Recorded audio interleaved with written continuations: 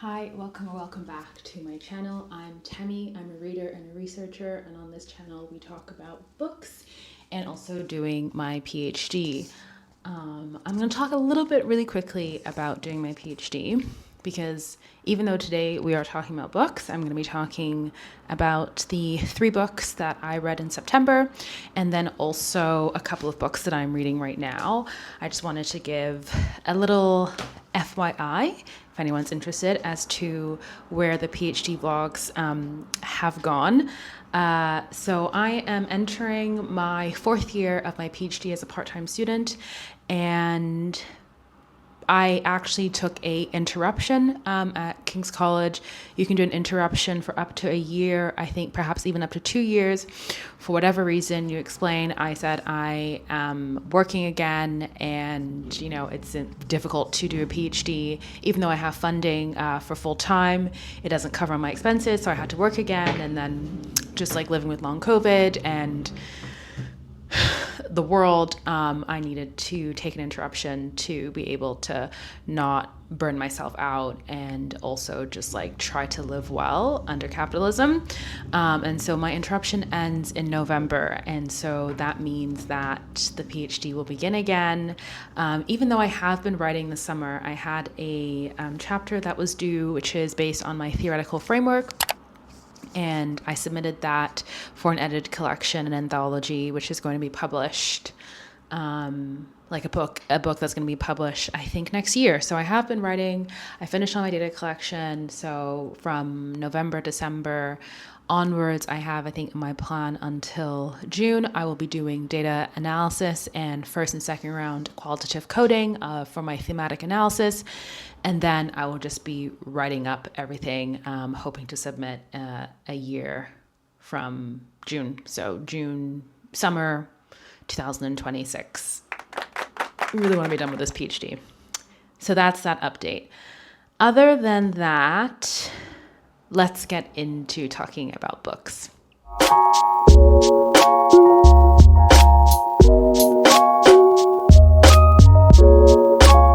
So before I talk about September's books, I just wanted to do a really short chat. I feel like chatting today, I guess, about the books that I'm currently reading. I've got a hefty book right here, which is Shubik Lubik, which I believe in Arabic means "Your wish is my command." This is by Dino Mohammed, and it is a graphic novel. It is so beautiful. I'm going to try and show you some of the pages. It's too heavy to hold with one hand. So this book is a graphic novel that is fantasy. I don't know if it's fantasy or magical realism. For me, this is more magical realism because most of the things are a world that we understand with some magical elements, whereas I understand fantasy to be like a completely new world building, but I don't know. So yeah, Shubik Lubik is about wishes in Egypt and how these wishes can obviously change your life. And the chapters are these 3 chapters of these characters who basically get access to first class wishes. First class wishes are like very powerful, like the best class. And third class wishes are wishes that can like make you, like you can wish for, I think in the first chapter, the person wishes to lose 10 pounds and she like loses her arms. And that's like what a third class wish will do. I've wanted to read this for so long. My ex actually suggested this to me, I think earlier this year, and then Ivana suggested it, and I saw on her Instagram, on her Bookstagram, and then I went to check it out at Massey Books, but it was like $47 plus tax, and I was like, I'm not spending that. And then finally it came in through the library about a week or so ago. So yeah, I'm just I'm running through this book. It's like 500 something pages, and I'm already at 300 and something. So I think I will finish that, if not tonight, then tomorrow. The second book I'm currently reading on top of my current October reads, which I'm not going to get into now, is The Sisterhood, How a Network of Black Women Writers Changed American Culture by Courtney Thorson. I talked about this in one of my recent part-time PhD vlogs, I think the only one I've done in the last couple of months. And it's funny because I had got that from the library, but this book I now own because I was asked to, I do reviews for academic journals, and I was asked by one of the journals, the Journal of Global Black Thought at the African American Intellectual History Society.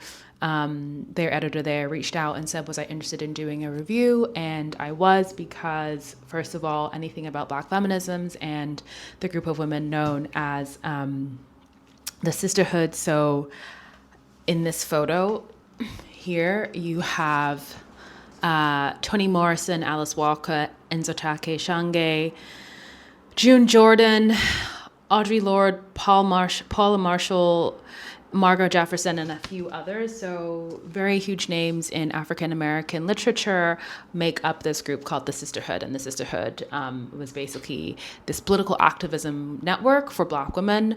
I think the sort of like rules for joining was you had to be a Black woman in related to writing or literary in any way.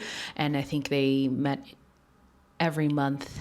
I believe June Jordan was one of the founders, was one of the co-founders. So I'm also reading that because I'm going to be reviewing that, and that review will probably be up sometime December, January, February next year. So those are the two books I'm currently reading. And now into September's reads. So I have my notes here because I only read 3 books. So let's look at my Storygraph stats. I read 3 books in September. The average rating was 4.08, which I'm surprised by because I felt like I didn't enjoy, like I don't feel like it was, sorry, I need some coffee. I don't think I enjoyed reading these books. I did, but like it was a lot of heavy subject matter. So I read 3 books, which is low for me, but the reason why it was only 3 is because one book I read was 849 pages. And it was a very heavy historical book, basically a research tome. So yeah, that took a really long time. It was 33% nonfiction, so it was only one book that was nonfiction, and then the other 2 books were fiction. And it was primarily in digital? Yeah, it says print, but I didn't read any in print. They were all digital. One book was an e-book, or 2 books were an ebook, and then 1 book was an e-arc. So yeah, I'm just gonna get into it. So the first book that I read, and that took me the longest to read in September, is White Malice by Susan Williams, and this is published in August 2021 by Public Affairs. So White Malice is a book called I think it's White Malice and the Covert Recolonization of the CIA and the Covert Recolonization of Africa. And it's a book about how the CIA and America use covert influence in newly sort of like post-colonial African countries. So we're talking the late 50s, early 60s onwards. And it's primarily focuses on the Congo and Ghana, although we do hear about Nigeria and I want to say Senegal, but I can't remember. And so we hear the book focuses, or Susan focuses mainly on the Congo because of its rich resource of uranium, which is used in nuclear weapons. And uranium was in this mine and town called Shinkolobwe, and also cobalt and other sort of rich resources. And so Congo sort of unwittingly became a pawn in the US and USSR Cold War. This book is a deep historical account. It's very deeply researched. Susan Williams is a historian, and she takes a lot of time, you can tell, painstakingly going through the archive and also through various and different kinds of freedom of information requests, which are actually quite difficult to get in general, let alone when you're trying to get information about the CIA, and different CIA documentation that has now been unsealed, even though it is still really heavily redacted. So much of the book focuses on the early political awakening, I would say, of African political leaders, or Pan-Africanists. So it focuses a lot on the All African People's Conference. That's where the book opens up, with Kwame Nkrumah, the first Ghanaian prime minister after independence. It also focuses heavily on Patrice Lumumba, Frantz Fanon, and also the Congolese dictator Mobutu, who we don't fucks with.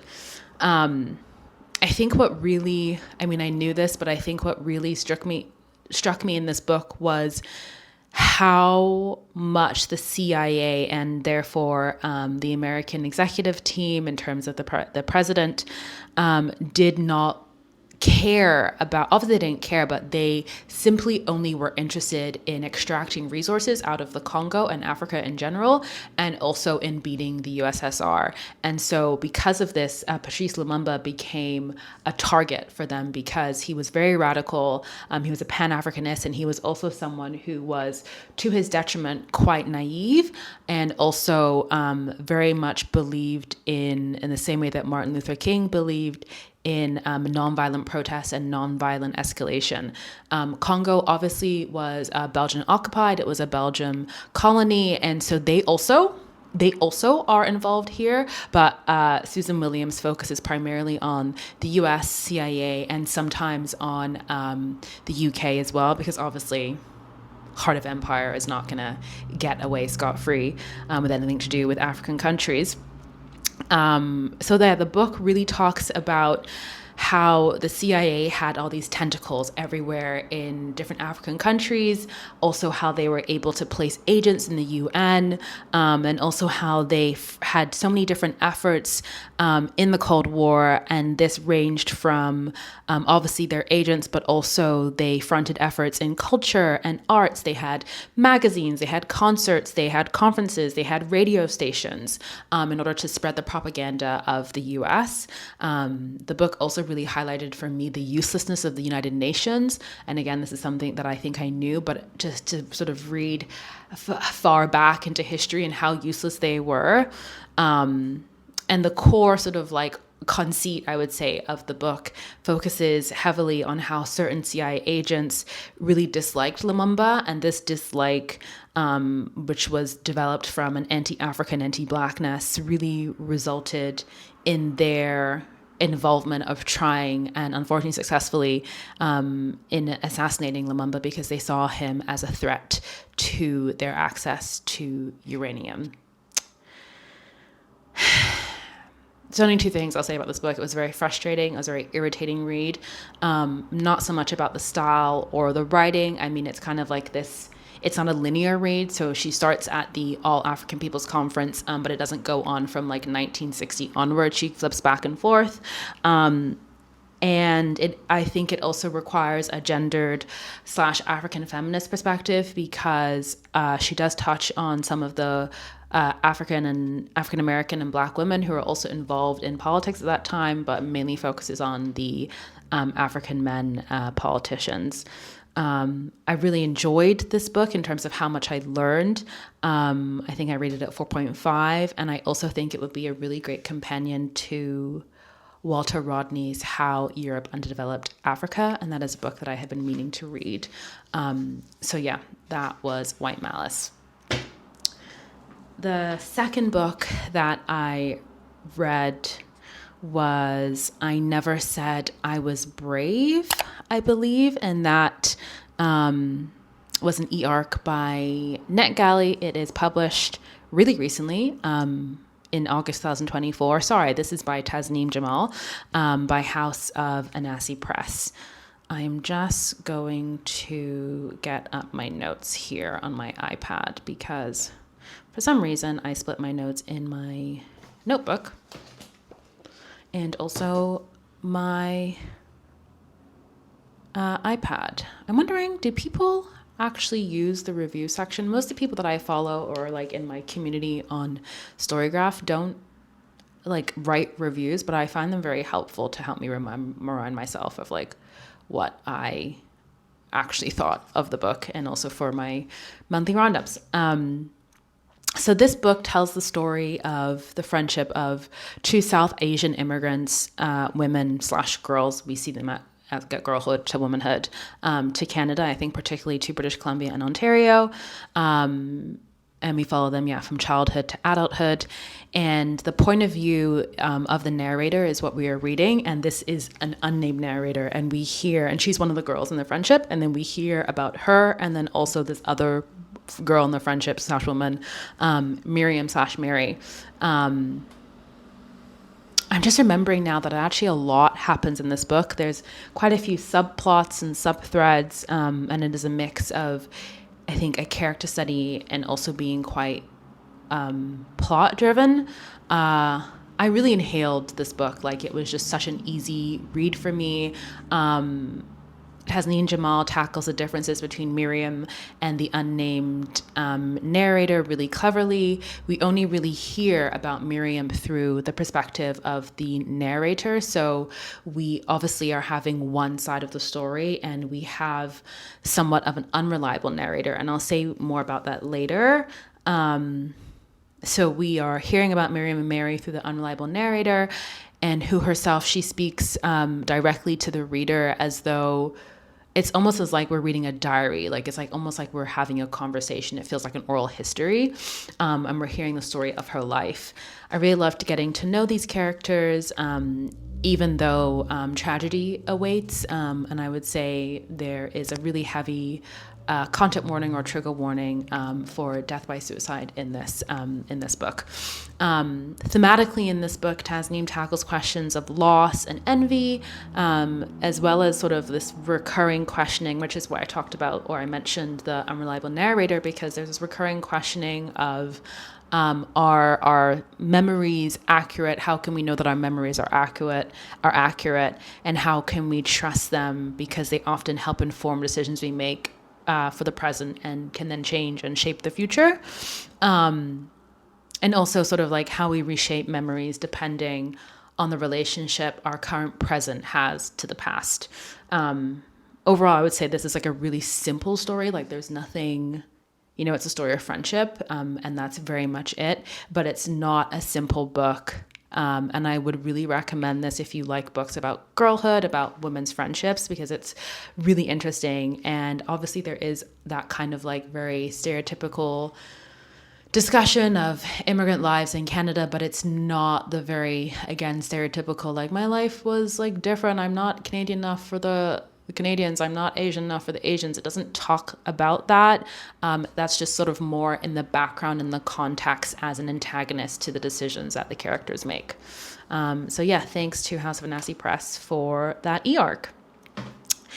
And then the final book that I read in September was a translated book. It is The Union of Synchronized Swimmers by Christina Sandu. It was published by Scribe in 2021, and it was originally written in Finnish.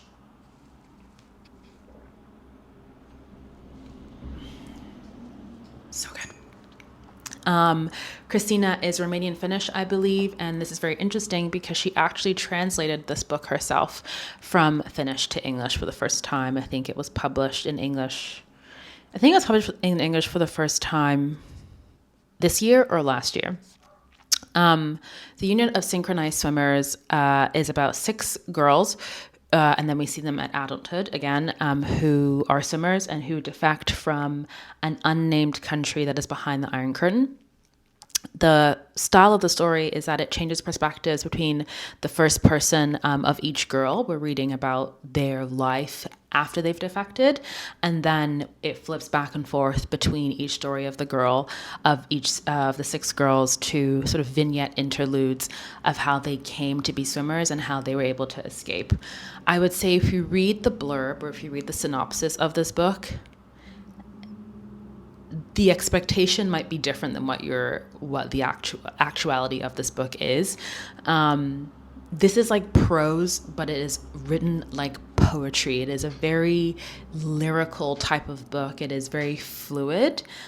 For me, it feels almost ephemeral, the writing style, because it's quite vague. There is not a lot of exposition and there's not a lot of setting to really ground and place the reader. This isn't going to be one where you can really identify and locate yourself in the story based on what you're being told. I would say the blurb or the synopsis is probably the most straightforward piece of writing of the book, which means that I think different readers will have wildly different interpretations of this book. For me, this was sort of like a tiny novel. I think it's like 100 and something pages. It almost feels like a novella, but it also feels like short stories because you have the 6 different stories of the girls as adults, and then you have this definitely more lyrical interlude of their journey to becoming swimmers and then being able to defect or escape from behind the Iron Curtain. And the stories of the 6 girls are just snapshots. They don't pick up and sort of say, okay, so, we defected and then this happened. You're just sort of like, you're jumping into a snapshot of their life and how they are reflecting on their life at that current point. I think I struggled with pacing and the style of writing in this book, but not in a way that turned me off, but more in a way that I feel like I really want to reread and almost like take my time deliciously, like parsing through, almost like how you would have to do an English class at school, where you would have to like take a section of the story and analyze that and like really go over and do a close read. I feel like this kind of book lends itself really nicely to that because of the style of the writing. The other thing that I wrote is that there's a tension in this book, and I found myself holding my breath or feeling nervous to turn the page. There's also really random, explicit sections around intimate encounters and intercourse that I just like, they were kind of surprising. I just wasn't expecting to see that. But in general, the writing is really, really gorgeous. And very, again, I want to say simple, but that's not quite the word I'm thinking about. It's not simple. It's striking in its, I think it's striking in its clarity, and being able to understand an emotion or a feeling. So for example, in one of the books, they're talking about the relief or the stress that you have when you're going through a change and then finally that thing happens. And Christina writes, relief doesn't come alone, though. It drags guilt behind it like a broken suitcase. A simile of that broken suitcase is just, for me, so visceral of, the remnants, the dregs of guilt or of the what if when you have made a decision, and even though that stressful period and so the fight or flight is over and you are feeling this wash of relief, you are still having a questioning about if you made the right decision. So that is the union of synchronized swimmers. I don't like it when I don't have any physical books and I only have my Kobo. I don't know, it feels like I didn't read anything, which I know I did, which is ridiculous. But yeah, those are the 3 books that I read. Let me know if you are someone who actually writes reviews on your Storygraph. Follow me on Storygraph or share your Storygraph. I always like to be nosy and see what other people are reading. For example, I started to follow these 2 people who I have no idea who they are, but they read really interesting books, and so I just followed them. And other than that, I will see you in my next video. Bye-bye.